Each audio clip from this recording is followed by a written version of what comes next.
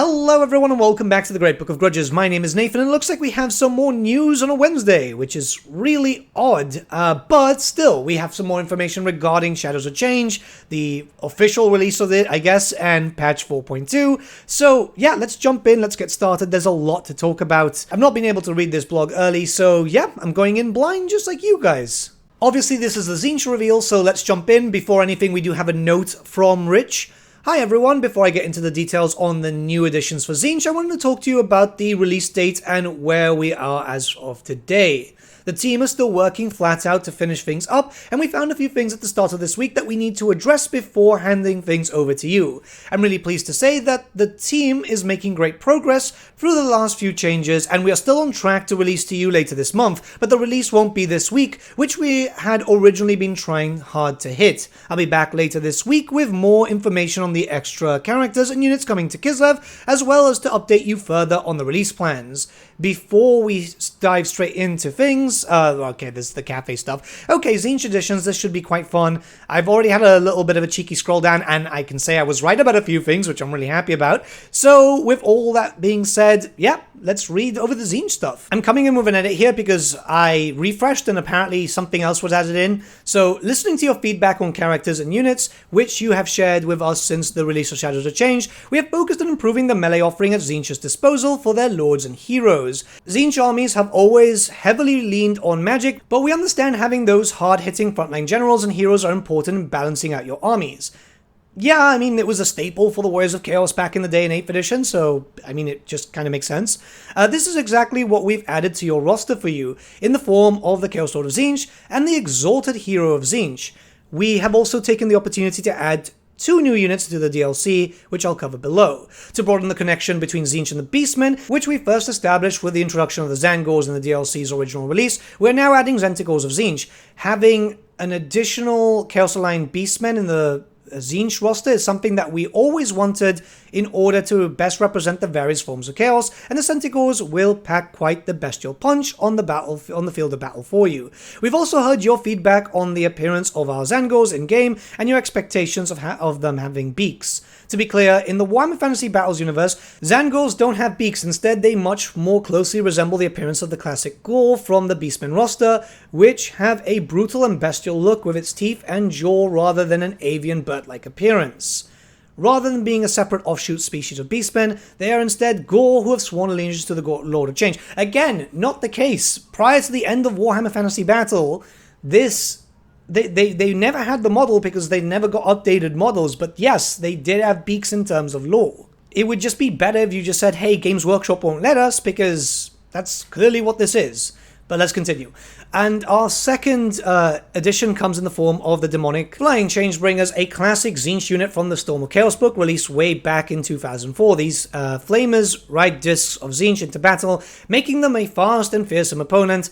As with all editions, I'll cover them in greater detail below. Okay, so now we're going to get back to past Nathan, who recorded this before doing this again. Alright, I'm really happy about this, the Chaos Lord of Zch. So, let's read over the intro, right? Having created a variety of marked characters and units with the release of Champions of Chaos for the Warriors of Chaos to field, we really wanted to come back and flesh out some of the missing cast, giving you the options to create the ultimate Chaos army you've always wanted. So just like with those mentioned units, the Chaos Lord of Zch will be available for both Tzeentch and the Warriors of Chaos races. And there's a little bit of a lore thing here. Those few who succeed upon twisting the path of Tzeentch can become the most otherworldly of all Chaos champions. They are blessed with both exceptional warrior skills and the arcane powers of the Lord of Magic. This deadly combination makes them cunning leaders and lethal warriors who command their armies with uncanny presence. And we get a quick look at the Lord. Oh, this is great. That's a helmet which appeared in some very old school Warhammer Fantasy art and then was never seen again. Looks like they are... Ooh, okay, there's a halberd and a shield. Overall, pretty good. Now, you might be wondering, it's like, oh, well, this is a generic lord, why are you so happy about this? The main thing is, yeah, having a melee character for the Tzeentchian armies is going to make Kairos a little bit better. Same thing as, the Changeling and the Curseling and everyone else that can use them. Super keen on this. Very, very happy. Alright, we have the gameplay overview here. The Chaos Lord of Zch is built for combat, carrying his trusty halberd. It makes him adept at fighting monsters and larger creatures. Okay, anti-large, which is very needed. He can certainly go to-toe with some of the biggest foes the Warhammer world has to offer. He's also great at holding his ground through the use of expert charge defense and charge reflection passive abilities. So he's got the Mark of Tzeentch, which gives him the barrier and magical attacks, the true power, armed with a heavy suit of chaos armor, a towering shield, and a magical halberd. The Chaos Lord of Zch is a defensive juggernaut who excels in fighting large targets, especially when mounted on a disc. Nice! Nice. This is awesome, right? Being able to be mounted on a Disc of Tzeentch means that you're going to be maybe using your Doom Riders a little bit more. Not only that, but like it's a staple mount. Being able to use staple mounts is so important, especially even if it doesn't make sense, because yeah, the disc is better for spellcasters, but still, that's cool. And we've got Disciple of Zch. As a powerful tyrant and fearsome leader, the Chaos Lord of Tzeentch inspires his followers and emboldens their resolve by using the Change or Die ability, which is a Tzeentchian twist on standard die. He can improve their leadership and damage resistance of nearby friendly troops. He also makes use of the Paragon of Change ability, which recharges the barrier of nearby allies. Awesome. Yep, super happy. Man options mean he gets the steed, the chariot, or the disc. This is awesome. Super happy about that. Again, I know this wasn't a big thing for people, but if you remember my speculation, I really wanted this, so super keen. Oh my god, we're getting the Exalted Hero of Zch, right? The melee version, which was kind of expected, but the reference is the freaking 90s character. I even have this somewhere in my freaking pile. Wow. So let's talk about this. When we started the process of finding a suitable model to best represent this character, we knew we wanted to do something a little bit different and special. So we went back, really far back to the Warhammer archives, looking at the various depictions Tzeentchian's champions have taken for the form of. Needing to be a melee-focused character, one model really stood out, which I'm lucky to say I even have in my collection and really need to paint. The Tzeentchian champion with two swords from the early 90s. See, I'm not the only one with just an horrendous pile of shame. That's why I kind of like Rich. I've spoken to him in the past. We've both got stupid large collections. I've got to find mine at some point. I really, really do. Okay, we have a little bit of a lore intro here. The Exalted Heroes of Zch are ostensibly the most bizarre and macabre of the Lord of Change's mortal servants. Their armor is typically Tzeentchian, inlaid with bands of gold and bluish silver, and embezzled from strangely curving components. But it's the god of magic's generous gift of 2 extra heads that sets his exalted heroes apart from the others on the battlefield. Is a change that irrevocably affects the mind, splitting a hero's mortal personality to 3 conniving extremes. With eyes sealed shut, the central head jeers the whims of the other 2 personalities, dwelling into the leering cyclopean heads on either side. Yet with a singular will, the creature swings its weapon with Tzeentch imbued strength. So design-wise, it looks phenomenal. I was not expecting it to have a halberd. I was expecting it to be kind of like the model with 2 additional hand weapons. But still, yeah, really, really cool. I'm surprised. It's really weird seeing a 90s model being interpreted in a more modern outlook. It's just so weird to me.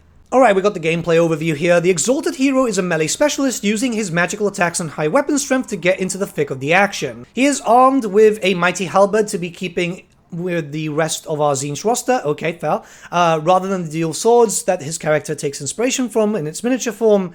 Yeah, I mean, fine. At the end of the day, he's still going to do a lot of damage, he's anti-large. He has a solid missile defense that will sustain him long into the fight, just like his Lord counterpart. He's adept at taking a charge with expert charge defense and charge reflection magical abilities, passive abilities.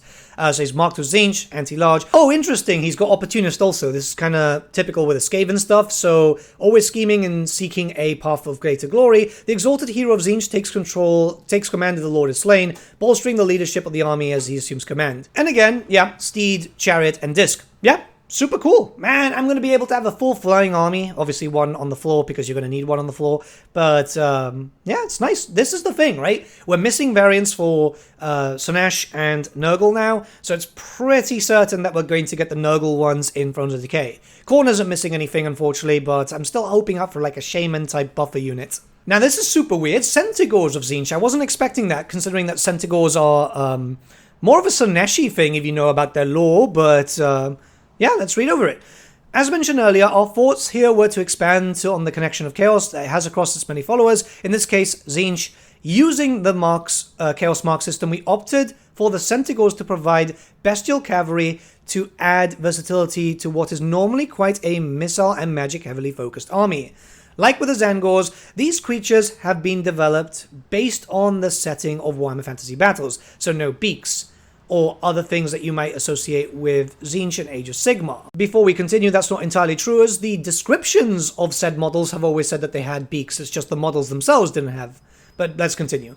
In keeping our content true to the source material, cough cough what I said before, sorry about that. Just like the Zangors, this unit will be available to both Tzeentch and Beastmen races to play with, and the team and I have had plans on how we can improve the offering to further Chaos Marked Beastmen for you in the future. Okay, so we're going to get more. Great. That's still good. That's still good. Slangors, Corngors, Pestigors, all that type of stuff. It would just be nice if they looked a little bit more original than anything else, let's be honest there. But let's talk about the little bit of a lore intro. Beastmen are creatures of pure chaos, and so tend to exalt all the 4 ruinous powers equally. However, sometimes a she-gore spawns a whelp that is clearly a chosen of one of the Changer of Ways, its fur patterned with the Mark of Tzeentch, or its horns curling up to form its unholy symbol. These Centigors are as bitter, spiteful as their non-Tzeentchian kin, with a stronger resentment for their own clumsy, awkward nature, and harboring a deep jealousy of creatures whose minds and bodies are better matched. This feeds their arcane rage and makes them much more dangerous. Having been touched by Tzeentch, this is likely no coincidence. I mean, it's cool. It's cool. Design-wise, it looks nice. I like the fact that it's got great weapons and so on. Still would have liked a little bit more avian stuff to it. Or better yet said, you know, it would have been interesting to see more Zangor stuff. Mostly because Beastmen are kind of lacking anti-large, so a Zangor variant with halberds would have been really, really nice. Again, Centigors are more of a Sineshi thing. That's literally in their lore that all they do is drink and fuck.